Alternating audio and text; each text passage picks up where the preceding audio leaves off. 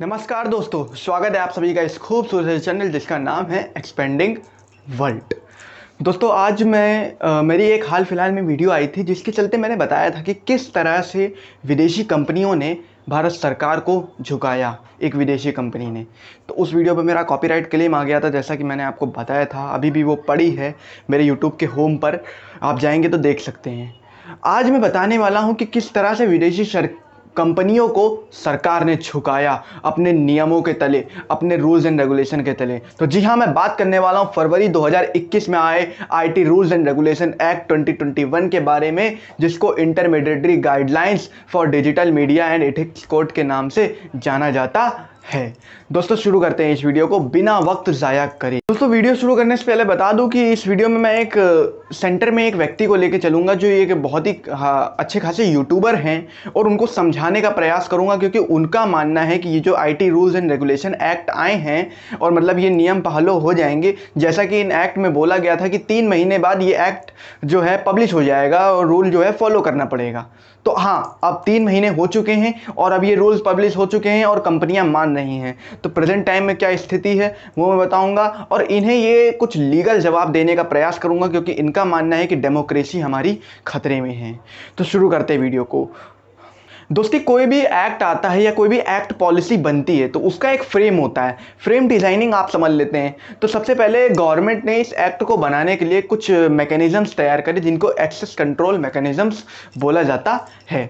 तो सबसे पहले मैकेनिज़म्स के बारे में जान लेते हैं। पहला मैकेनिज़्म रहेगा ग्रीवांस रिड्रेसल मैकेनिज़्म, दूसरा रहेगा आपका एज वेरिफिकेशन मैकेनिज़्म, तीसरा रहेगा वॉलंटरी वेरीफाइड मैकेनिज़्म, और चौथा आपका रहेगा सेल्फ रेगुलेटिंग मैकेनिज्म, और आखिरी रहेगा ओवरसाइट मैकेनिज्म, जिसको लेकर बहुत ज़्यादा कंट्रोवर्सी है। इस वीडियो में मैं एक्सपर्ट की आपको कंट्रोवर्सी नहीं बताऊंगा, राय बताऊंगा, किसकी क्या राय है और किसका क्या मानना है।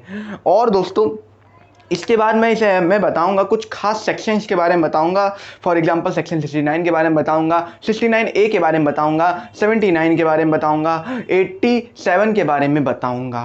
तो ये कुछ खास सेक्शन हैं जिसके बारे में हम इस वीडियो के बीच में चर्चा करेंगे। और दोस्तों OTT rules and regulation act जो है इसी के अंदर में बना है, इसके लिए एक एथिक्स कोड तैयार करा गया है। तो उसके बारे में भी मैं बताऊंगा, बहुत अच्छी तरह से समझाने का प्रयास करूंगा, आपसे कम्युनिकेट और कनेक्ट होने का पूरा प्रयास करूंगा, क्योंकि गवर्नमेंट का कोई भी रूल आता है आधे ज़्यादा पब्लिक जो होती है अनअवेयर रहती है, और जो अवेयर रहती है उसको पता ही नहीं होता है कि ग्राउंड पे क्या काम चल रहा है। तो इसके बारे में जानना बहुत ज़्यादा ज़रूरी है। और दोस्तों इसके बाद मैं बताऊंगा आर्टिकल 19 जो कि राइट टू फ्रीडम के अंडर में आता है, क्योंकि इसको समझाना बहुत ज़्यादा ज़रूरी है। राइट टू फ्रीडम का मतलब क्या होता है, freedom of speech and expression का क्या मतलब होता है, आंदोलन करने में उसका क्या मोटो होना चाहिए, किस तरह से होना चाहिए, ये समझाने का प्रयास करूंगा। एंड दोस्तों सबसे आखिरी में बताऊंगा कि इन एक्ट्स के बाद प्रेजेंट टाइम में क्या स्थिति है। तो बिना वक्त ज़ाया करे इस कंटेंट को अगर अच्छा लगे तो वीडियो लाइक करिएगा, और अगर हमारा चेहरा अच्छा लगे तो चैनल को सब्सक्राइब करिएगा और वीडियो को अंत तक देखिएगा। हाँ तो दोस्तों, कोई भी एक्ट आता है उससे रिलेटेड उसकी कोई ज़रूरतें होती हैं। तो सरकार ने क्या ज़रूरतें बताई, इसके पहले आप सरकार ने कुछ आंकड़े जाहिर करे, उसके बारे में सुन लेते हैं। तो दोस्तों सरकारी आंकड़ों के मुताबिक व्हाट्सएप के करीब 53 करोड़ यूज़र हो चुके हैं, यूट्यूब के 45 करोड़ यूज़र हो चुके हैं, फेसबुक के 41 करोड़ यूज़र हो चुके हैं, और इंस्टाग्राम के 21 करोड़ यूज़र हो चुके हैं, और ट्विटर के 1.75 करोड़ यूज़र हो चुके हैं। तो करोड़ों में इन सब के यूज़र हो चुके हैं। तो अब ये कोई ऐप नहीं है, ये एक प्लेटफॉर्म बन चुके हैं जो लोगों को भी एम्पावर कर रहे हैं और बहुत अच्छे अच्छे काम कर रहे हैं, लोगों के अकाउंटेबिलिटी को बढ़ा रहे हैं और लोगों को जॉब भी दे रहे हैं, एक तरह से एम्प्लॉयमेंट भी दे रहे हैं। तो गवर्नमेंट ने कहा, गवर्नमेंट का मानना ये था कि अगर ये ऐप इतने बड़े हो चुके हैं तो इन ऐप्स का मिसयूज़ भी हो रहा है और डिस्टर्बिंग एलिमेंट्स जो हैं क्रिएट हो रहे हैं इन ऐप्स के चलते, जिसको रोकने के लिए गवर्नमेंट ने इस एक्ट को बनाया। तो गवर्नमेंट ने कुछ सोशल रीजंस भी दिए, वो हम सुन लेते हैं। तो गवर्नमेंट ने बताया कि कुछ डिस्टर्बिंग डेवलपमेंट्स होते रहते हैं, जिसके तहत एंटी नेशनलिस्ट एक्टिविटीज़ होती रहती हैं, गवर्नमेंट के खिलाफ एक्टिविटीज़ होती रहती हैं, टेररिस्ट रिक्रूटमेंट एक्टिविटीज़ होती रहती हैं, और दोस्तों वुमेन्स की डिग्निटी काफ़ी ज़्यादा खतरे में सुनने में आती है। फॉर एग्जांपल उनको ब्लैकमेलिंग करा जाता है, उनके प्राइवेट पार्ट्स की फ़ोटोज़ लीक करने के लिए ब्लैकमेल करा जाता है। तो वो देखिए, अगर आप एक सिटीजन ऑफ इंडिया हैं तो इस वीडियो को पूरा देखें, क्योंकि ये वीडियो आपके लिए बहुत ज़्यादा इंपॉर्टेंट है, और एक वुमेन है तो प्लीज़ प्लीज़ प्लीज़ जाओ, बहुत ज़्यादा ज़रूरी है। ठीक है, न्यूडिटी को रोकने के लिए, फेक न्यूज़ को रोकने के लिए, किसी की भी हीरो हीरोइन है, कोई भी बड़ी हस्ती है, उनकी ट्रोलिंग हो जाती थी, उनको डिफेमेशन कर दिया जाता था, और पीछे कहीं पीछे भीड़ में इंसान छुपा रहता था, उसको उसके लिए बनाया गया ये एक्ट। और दोस्तों फाइनेंशियल फ्रॉड को रोकने के लिए ये एक्ट बनाया गया है। और दोस्तों सबसे आखिरी में इन्होंने रीज़न ये दिया कि पब्लिक ऑर्डर को मेंटेन करने के लिए बनाया गया है। पब्लिक ऑर्डर ये एक बहुत ही भारी भरकम टर्म है, जो कि ध्रुव राठी जी की बात से हम इसमें सहमत हैं। जैसा कि उन्होंने कहा कि इस एक्ट के चलते अगर पब्लिक ऑर्डर ये जो शब्द जोड़ा गया है, तो इसमें सरकार जो है कुछ भी चीज़ पब्लिक ऑर्डर के खिलाफ मान सकती है, तो ये तो सरकार पर डिपेंड है। तो हाँ, हम उनकी इस बात पर सहमत हैं। आगे हम इसके बारे में जवाब देने का प्रयास करेंगे। सबसे पहले जान लेते हैं ये एक्ट जो है सेक्शन 87 के तहत बनाया गया है, जो कि आईटी रूल 2000 में आए थे। तो दोस्तों सेक्शन 87 के बारे में हम बता दें तो सबसे पहले न्यायालय ने यह बताया कि कोई भी अधिनियम, इसको exercise of power of jurisdiction के नाम से जाना जाता है। तो इसमें बताया गया कि कोई भी अधिनियम या नियम है और न्यायालय का नियम है, उनके द्वारा किसी भी न्यायालय को अधिकार की शक्तियां जो हैं, अधिकार किसी के भी अधिकार क्षेत्र की शक्तियों का प्रयोग करने के लिए कोई भी बाध्य नहीं कर सकता। मतलब कि न्यायालय जो है उसका प्रयोग कर सकता है, बिकॉज सुप्रीम कोर्ट और court is free for all power. ठीक है। और दोस्तों दूसरी बात इसमें यह बोली गई है कि कोई भी जज, कोई भी न्यायाधीश और एसोसिएट जज जो हैं वो चाहें तो इस पर अगर उस पैनल को निष्पादित कर देते हैं तो अन्य न्यायाधीश और एसोसिएट जज मिलकर इस का प्रयोग कर सकते हैं और एक बड़ी सी पैनल बना सकते हैं और संगठित कर सकते हैं, जैसा कि इस नियम बताया गया है। तो exercise of power of jurisdiction में आप समझ चुके होंगे कि न्यायालय इस एक्ट को लेकर कितना ज़्यादा सख्त था। और दोस्तों ये एक्ट जो है आईटी रूल 2011 में आए थे, उनको रिप्लेस करके भी बना है, ऐसा कहना गलत नहीं होगा। और दोस्तों हम लोग अगर ये बोले कि हम लोग 10 साल पुराना एक एक्ट फॉलो कर रहे थे 2011 का, जो कि आज के समय में हम जानते हैं कि टेक्नोलॉजी कितना ज़्यादा आगे बढ़ चुकी है और करीब लगभग हर इंसान जो है करोड़ों में इनके यूज़र हो चुके हैं, तो इतनी बड़ी जनसंख्या के लिए एक नया एक्ट आना बहुत ज़्यादा ज़रूरी था। तो सरकार ने कुछ लीगल रीजंस भी दिए इस एक्ट के चलते, तो वो हम सुन लेते हैं।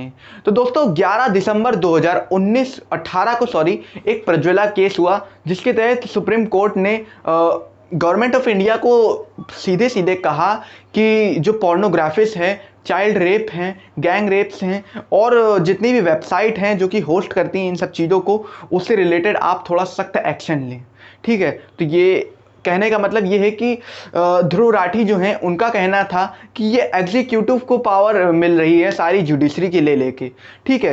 तो दोस्तों हम बता दें उन्हें कि जुडिशरी ने खुद कंसल्ट किया था गवर्नमेंट ऑफ इंडिया को।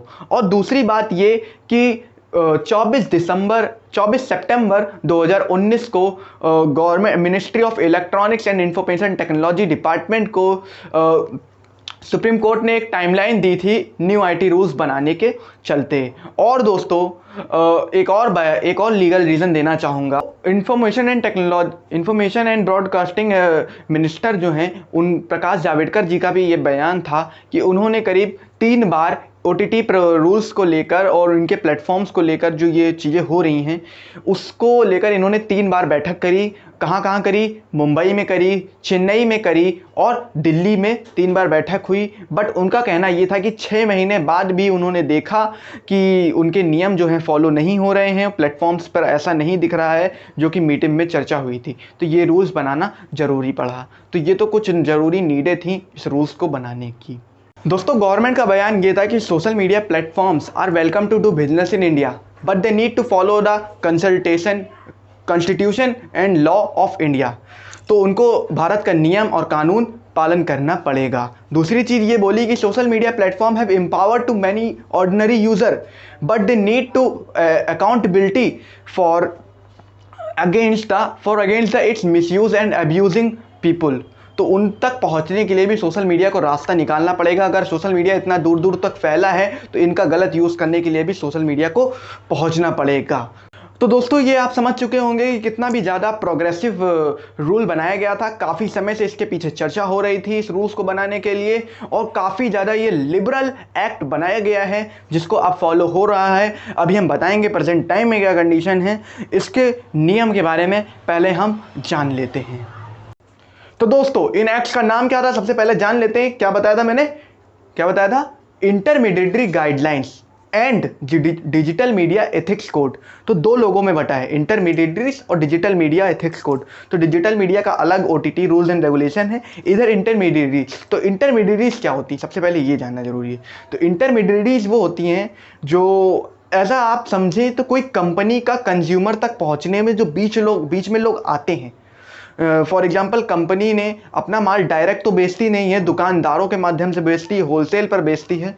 तो इस तरह से कंज्यूमर के पास तक पहुंचती है। तो कंज्यूमर के पास तक पहुंचने में जो लोग बीच में आते हैं उनको इंटरमीडिएटरीज बोलते हैं। अब यहाँ इंटरनेट के संबंध में बोले तो इंटरनेट का जो कंज्यूमर तक पहुंचना किस माध्यम से हो रहा है, फेसबुक के माध्यम से हो रहा है, व्हाट्सएप के माध्यम से हो रहा है, यूट्यूब के माध्यम से हो रहा है, और आपका ट्विटर और इंस्टाग्राम के माध्यम से, और भी बड़े बड़े प्लेटफॉर्म के माध्यम से हो रहा है।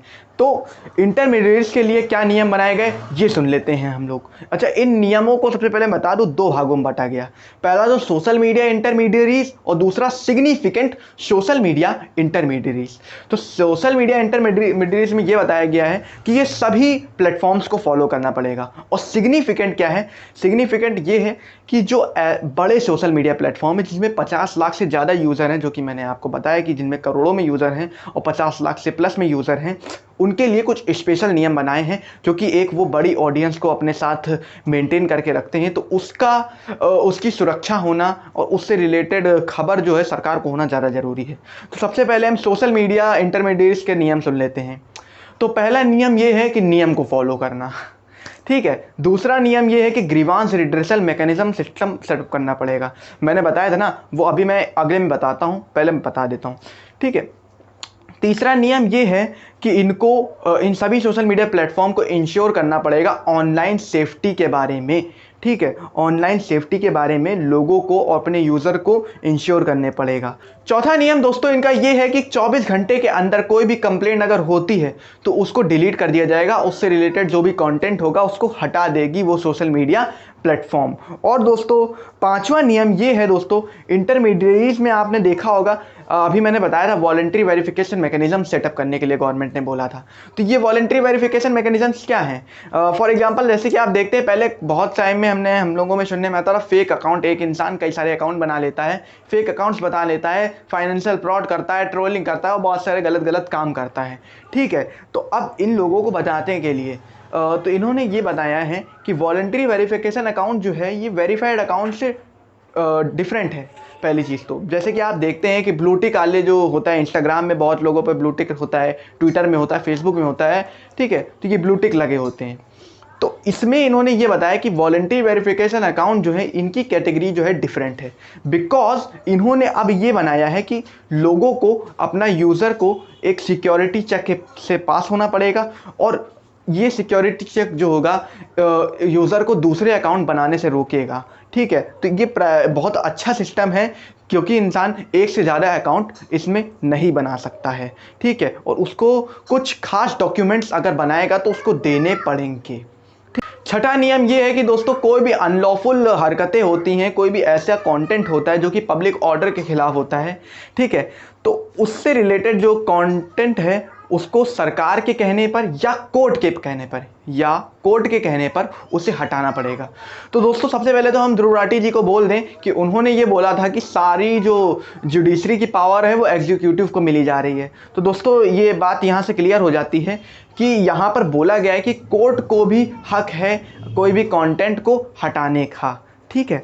इसके बाद दोस्तों अब हम बताने वाले हैं सिग्निफिकेंट सोशल मीडिया के रिलेटेड क्या नियम बनाए गए, 50 लाख प्लस यूज़र के लिए क्या नियम बनाए गए। तो दोस्तों सिग्निफिकेंट सोशल मीडिया प्लेटफॉर्म में ही मैं अब बता दे रहा हूँ ग्रीवांस रिड्रेसल का जो मैकेनिज्म है किस तरह से तैयार करा गया है। तो ये सिग्निफिकेंट के लिए पूरा जो बनाया गया है वो कंप्लेन के लिए बनाया गया है। तो सबसे पहले इन्होंने एक चीफ कंप्लायंस ऑफिसर नियुक्त करने के लिए बोला गया है। इसमें क्या होगा, कोई भी कंप्लेन होती है, किसी भी बात से रिलेटेड, कंटेंट से रिलेटेड कंप्लेन होती है, तो ये उसको मैनेज करेंगे चीफ कंप्लेंट ऑफिसर। और दूसरा इनमें बताया गया है कि एक नोडल कॉन्टैक्ट पर्सन बनाया गया, ऑफिसर बनाया जाएगा, जो कि गवर्नमेंट से 24/7, मतलब कि 24 हफ्ते 24 घंटे 7 दिन जो है कनेक्ट रहेगा। ठीक है, हर इन्फोर्समेंट लॉ एजेंसी को इसके बारे में कि यहाँ पर काम हो रहा है या नहीं हो रहा, इससे रिलेटेड इन्फॉर्मेशन देगा। दूसरी चीज़ ये बताया गया है कि ये जो एक ग्रीवेंस ऑफिसर नियुक्त करा जाएगा जो सबकी कंप्लेंट्स को सुनेगा। ठीक है, तो चीफ कंप्लेंट्स वाले का काम क्या है, इन सारी कंप्लेंट्स को मैनेज करने का। ठीक है, ग्रीवेंस वाले का काम क्या है कि अपने लेवल में ज़्यादा से ज़्यादा हो सके तो ख़त्म करने का। और चौथा नियम ये है कि हर महीने आपको पब्लिश करना पड़ेगा, कंप्लेंट्स की रिपोर्ट जो है सरकार को देनी पड़ेगी, सरकार की किसी भी एजेंसी को देनी पड़ेगी जो कि इससे रिलेटेड में है। ठीक है, और इसके बाद दोस्तों नियम ये है कि गवर्नमेंट ने कहा है कि आपको कोई भी ऐसी इन्फॉर्मेशन होती है, कंप्लेन ऑफिसर से रिलेटेड ही कहा है, ग्रीवेंस ऑफिसर को ये काम दिया गया है कि कोई भी ऐसी घटनाएं होती हैं जिसमें एंटी टेररिस्ट एक्टिविटीज़ होती हैं, एंटी टेररिस्ट नहीं, एंटी नेशनलिस्ट एक्टिविटी होती है, टेररिज्म टाइप एक्टिविटी होती है, ठीक है, फ्रॉड होते हैं, या कोई भी ऐसी फेक न्यूज़ होती है, उससे रिलेटेड आपको फर्स्ट ओरिजिनेटर के बारे में बताना पड़ेगा। ठीक है, ओरिजिनेटर के बारे में बताना पड़ेगा कि ये न्यूज़ सबसे पहले शुरू किसने करी। ठीक है, तो ये बहुत ही ज़्यादा बड़ा टफ काम है। और दूसरी बात ये, अगर ये खबर कहीं बाहर से आई है, मतलब कि सरहद के पार से आई है, हिंदुस्तान के बाहर से आई है, किसी के दूसरे देश से आई है, तो उसके लिए इन्होंने क्या कहा है कि आपको ये बताना पड़ेगा कि इंडिया में सबसे पहले किसके पास पहुंची और इंडिया से सबसे पहले किसने फॉरवर्ड करी। ठीक है, पोस्ट किसने करी इस वीडियो को, है ना, इस चीज़ को, कंटेंट को, तो उसके बारे में बताना पड़ेगा। और सबसे आखिरी में सबसे गजब चीज़ ये है कि उसकी आइडेंटिटी को डिस्क्लोज नहीं करा जाएगा, वॉलेट नहीं करा जाएगा। तो मतलब कि कुल मिला के जो भी एक्शन लेगी सरकार और कोर्ट लेगी, और उसकी आइडेंटिटी और उसके बारे में लोगों को और पब्लिक में डिस्क्लोज ज़्यादा नहीं करा जाएगा, हल्ले नहीं मचाए जाएंगे। तो ये तो कुछ नियम थे। अब दोस्तों कुछ सेक्शंस के बारे में चर्चा कर लें जो इससे रिलेटेड इम्पॉर्टेंट हैं। ठीक है, सो दोस्तों सबसे पहले हम पनिशमेंट देने वाला जो एक्ट है 69, उसके बारे में चर्चा कर लेते हैं, जो कि आईटी रूल 2000 के तहत आता है। तो इस एक्ट में बोला गया है कि power to issue the direction for any encryption और मॉनिटरिंग और decryption of any information through any computer. तो इनमें ये बोला गया है कि कोई भी सर्च टर्म जो है ऐसा अगर आप कंप्यूटर पर सर्च करेंगे, उसकी निगरानी के लिए निर्देश दिए गए हैं। तो वो निर्देश के लिए क्या निर्देश दिए गए हैं, तो ये सीधा सीधा नियम यही बताया गया है, if the person violate the sovereignty and integrity of India, है ना, defence of India, state security, state of India and friendly relation with the foreign countries, जो इनको वायलेट करेगा एंड संज्ञेय अपराध में जो पाया जाएगा उसको कड़ी से कड़ी सज़ा दी जाएगी, जुर्माना दिया जाएगा, और वही प्रावधान आज के समय में फॉलो हो रहे हैं। ठीक है, अब बात कर लेते हैं पर्सन को बचाने वाला एक्ट के बारे में, सेक्शन के बारे में। तो दोस्तों सेक्शन 79 क्या कहता है कि this act is done by a person for justified by a law but by mistake by believing himself justified by a law। तो मतलब कि अगर कोई मिस्टेक हुई है तो अपने को लॉ के द्वारा वो जस्टिफाइड कर सकता है। Nothing is offence which is done by